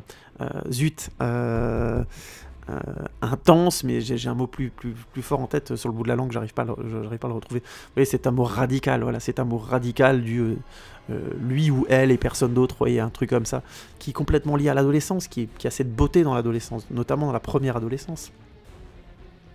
Et ça, ça parle à n'importe qui. C'est pour ça qu'Harry Potter et la Coupe de Feu va toujours parler plus ou moins à son spectateur, tout en ayant, je trouve, de très très gros défauts, encore une fois, d'écriture et de découpage. Et du coup, le côté spectaculaire du film, ouais, le combat contre le Magyar à pic est pas mal du tout, la séquence sous l'eau et tout ça est sympathique, il n'y a pas de problème, la phase dans la labyrinthe, je trouve plutôt bien, le moment notamment où Cédric est attrapé par quand on voit Victor Krum avec ses yeux, là machin, c'est pas mal, c'est assez dark, Cédric qui est attrapé par les fameuses plantes au sol et tout ça, c'est assez... on ressent vraiment le côté piège horrible et désagréable et tout ça, c'est bien foutu. Et le fait qu'ils arrivent à s'entendre avec Cédric au final et tout ça, c'est pas mal, c'est de bonnes idées. Mais encore une fois, les intrigues amoureuses auraient dû être liées pour que ce soit un vrai climax. Vous voyez ce que je veux dire? C'est pour ça que pour moi, le bal est le climax du film. Parce qu'après, le film, il avance en autopilote. Tout le reste est évident. C'est-à-dire que voilà, il va évidemment sauver tout le monde. Harry va pas se faire tuer. Bah, si quelqu'un doit se faire tuer une fois qu'ils sont face à Voldemort, ils sont deux. Ce sera pas Harry, hein, donc c'est sûr que Cédric il va passer l'arme à gauche, enfin, il n'y a pas de suspense, et le retour de Voldemort n'est pas une surprise, dans ce film-là. Pourquoi je dis que c'est pas une surprise? C'est parce que je pense que si on n'a pas vu les films précédents, on n'attend pas spécialement le retour de Voldemort. On sait qu'il doit revenir, mais si on prend Harry Potter tout seul et la Coupe de Feu, je veux dire Harry Potter et la Coupe de Feu tout seul, je vois pas pourquoi on serait hypé par le retour de Voldemort. Il revient. C'est bien, on met de l'emphase dans sa scène, la séquence de fin est classe, là avec Harry, ils se tirent tous les deux dessus, c'est classe, hein, y a pas de problème, Ralph Fiennes est excellent, hein, rien à dire dans le rôle, je trouve qu'il a un côté complètement fou là qui est assez drôle, et une manière de dire les sorts aussi, oh putain, vous savez, avec la voix hyper, comment dire, on dirait qu'il a une voix de mongolien, je sais pas pourquoi ils l'ont fait parler comme ça, bon peu importe, mais je trouve que ça marche bien, le personnage est classe avec son nez de serpent là, rien à dire, honnêtement il est classe. Il fait flipper tous ses bras droits, là, machin, c'est classe. Franchement, moi, j'ai vraiment pas eu de problème avec ça. Puis le côté piège, le porte au loin, la coupe qui est un porte au loin, aucun souci, bonne idée. Pardon. Tout ça pour dire, ça avance en automatique, on sait qu'Harry va s'en sortir, et on comprend que voilà, le film se finit sur c'est un film qui se finit de manière très sombre, et pour ceux qui suivent la série, bah, ça annonce une détérioration des choses, parce que Voldemort est revenu. Mais quand il revient et qu'il le dit, je trouve que la fin est assez... On comprend à la réaction des gens que, voilà, face à la mort de Cédric et face au fait que, voilà, Voldemort est de retour, que ça va chier, quoi. Donc ça, c'est plutôt cool. Mais j'aurais aimé qu'il y ait un vrai travail dans le film, sur le fait de remontrer au spectateur l'importance de Voldemort, parce que si on n'a pas vu les films précédents, à part le fait qu'il tourmente Harry, on parle plus des scènes d'amour et du tournoi des Trois Sorciers. Hein. Vous comprenez ce que je veux dire? J'aurais aimé que ce soit un film plein. C'est toujours la même critique que je fais. Là, du point de vue de l'histoire de Voldemort, c'est un épisode. Et c'est dommage, parce que ça enlève beaucoup d'intensité à la fin, alors que ça aurait pu être très très intense. Une fois que tu as vu les 3 premiers films, tu tombes sur celui-là que Voldemort arrive, grosse récompense. Parce que tu as vu les films précédents. Mais je trouve que c'est pas une qualité de se dire ça d'un film. Ça n'en est pas une. C'est une qualité que si le film lui-même proposait une intensité particulière à ça. Or, à part le fameux rêve que Harry fait plusieurs fois, le début du film que te dit clairement qu'à la fin Voldemort va revenir, c'est en grosso modo l'histoire de Voldemort, c'est l'introduction et la conclusion, quoi, en caricaturant. Je vais revenir encore sur deux petites choses. Zut, maintenant je l'ai plus. Oui, le début du film, on a donc Harry avec j'avais oublié de parler de la Coupe du Monde de Quidditch. Ça aussi, mais quel potentiel raté. Je suis désolé. Quand on me dit que c'est là, c'est des trucs qui m'énervent quand je mate la vidéo du Randall, ou alors qu'il a peut-être pas expliqué assez en détail, mais c'est tout à fait possible. Mais la Coupe du Monde de Quidditch, c'est un truc avorté, quoi. C'est pas une scène, c'est pas une séquence. On a grosso modo un découpage très rapide qui montre Harry qui nous fait découvrir le principe du porte au loin, ok, pas de souci. Ils arrivent à la Coupe du Monde, il y a plein de tentes, il y a le stade, ils rentrent dans le stade, la présentation des équipes et tout ça.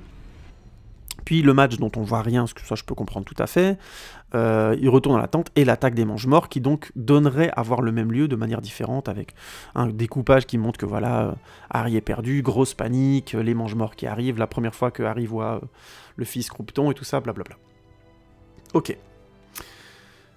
Cette séquence est informative, grosso modo elle nous dit Voldemort est de retour, ça va chier, tout le monde se chie dessus, machin, et on passe un petit peu d'un côté, ça transforme les introductions magiques des autres Harry Potter, qui avaient le temps de donner un petit peu de féerie, entre guillemets, en quelque chose d'un peu plus, d'élargir aussi, de dire que le monde va être touché, pas seulement Poudlard, tout ça. Pas mal, hein, l'idée me dérange pas, il n'y a pas de souci, je trouve que c'est plutôt intéressant. Mais je trouve que ça manque clairement d'intention de mise en scène pour transformer ça en autre chose que de l'information. Ça reste très moyen en termes de spectacle, en termes de film. Je vais vous donner un exemple tout bête. Au lieu de faire plein de plans différents où on voit les tentes, après on les voit de côté, après on les voit se balader au milieu des gens, après ça fait beaucoup de plans pour rien. Pourquoi on les verrait pas tout simplement arriver directement au niveau des tentes dans un plan unique? On traverse plein de tentes, il y en a plein à perte de vue, on a le stade au fond, fin de l'histoire. On les voit aller dans leur tente. Et à la fin, de la présentation des équipes de foot et tout ça, je fais exprès de dire équipe de foot. Tiens, je fais la parenthèse tout de suite. Si vous avez déjà été dans un stade et que vous avez déjà vu des présentations d'équipes de sport, vous savez l'intensité que ça peut avoir. Un champion qui débarque. Moi, j'ai eu la chance, grâce à mon frère, je le remercierai jamais assez, de voir le Barcelone de Messi jouer à Barcelone. Quand Messi rentre sur le terrain et qu'il est présenté, je vous jure que c'est un truc de fou. Vous avez... il y a une intensité, une ferveur dans le public qui est complètement dingue. J'ai pas d'image assez forte, c'est le Christ quoi le mec. Les gens sont en adoration devant ce gars-là. Et le soir j'ai eu la chance de voir un match complètement fou, ils ont mis plein de buts, en plus en Ligue des Champions. Et je veux dire Messi, je crois que c'est un match où Messi a marqué 4 ou 5 buts, c'est complètement fou. Le public scandait son nom, mais c'était complètement fou quoi. Et je vous parle du stade du Nou Camp où on est très près des joueurs, hein, vraiment très près.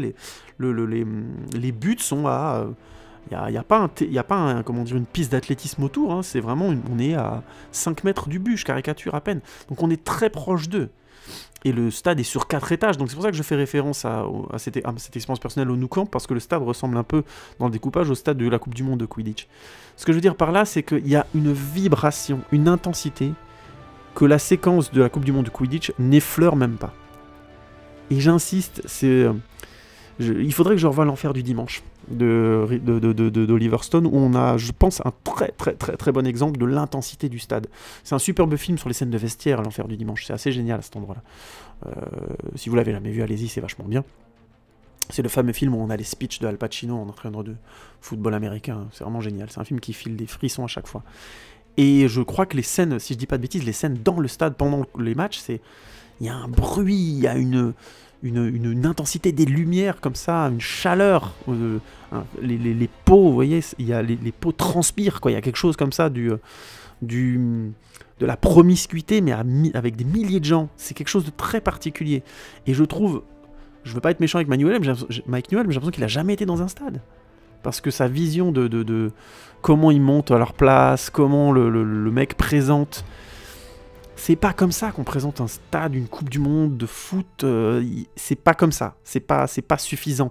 Il n'y a pas assez de protocole, il n'y a pas assez de... Genre le mec, le président Fudge, il présente la Coupe du Monde à côté du match, et il lance le match comme ça, bienvenue à la Coupe du Monde, on y va. C'est du cinoche, mais très mauvais là. C'est vraiment pas ça la mise en scène d'un très grand événement. Il doit être au milieu du terrain avec du protocole.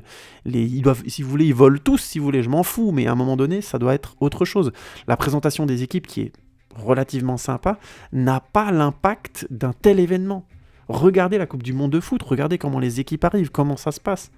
Vous avez les hymnes, vous avez tout un côté cérémonial comme ça qui est juste extrêmement fort. Et moi, j'aurais eu besoin qu'ils aillent vers le stade comme ça, dans une sorte de procession, avec plein de monde, parce qu'il y a plein de monde, et qu'on les voit aller vers le stade. C'est ça, à un moment donné, l'événement, la promiscuité de cet événement, qu'on est dans le stade d'une présentation des joueurs, mais qui est de la vraie ampleur. Je suis désolé, l'arrivée...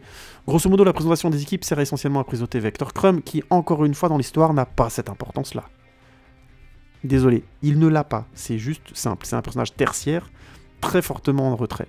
Celui dont on aurait besoin d'une présentation réellement complexe, c'est Cédric Diggory. Et encore une fois, il est introduit de manière lourde.